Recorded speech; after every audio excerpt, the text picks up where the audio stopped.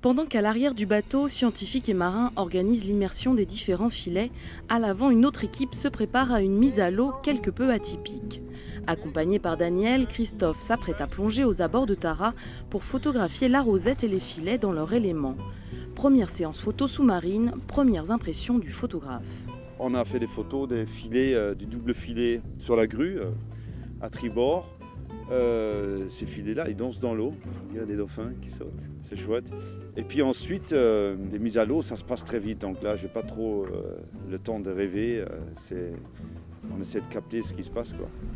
Pour cette 106e station, une trentaine de mises à l'eau ont été programmées. Dans ces régions équatoriales, l'échantillonnage est particulièrement intéressant parce qu'ici affluent divers courants, des masses d'eau froide et d'eau chaude drainant des écosystèmes variés, une biodiversité que l'on retrouve aussi dans les eaux des Galapagos, mais jusqu'à présent, aucune autorisation de prélèvement n'a été délivrée. On était tout d'abord très déçus de ne pas avoir immédiatement le permis d'échantillonner dans cette zone qui est extrêmement intéressante au niveau de la biodiversité.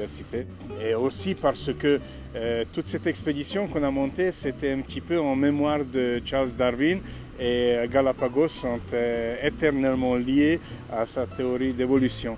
Mais une bataille perdue, ça ne veut pas dire que la guerre est perdue. J'espère qu'on aura l'autorisation et qu'on pourra quand même faire la station d'ici 2-3 semaines.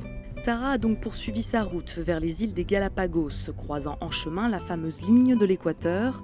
Pour ce passage emblématique, Neptune en personne a accueilli les néophytes du bord. Après le traditionnel baptême et la prosternation devant Amphitrite, la splendide femme du dieu de la mer, l'équipage de Tara peut à présent déclarer faire partie du grand royaume de Neptune.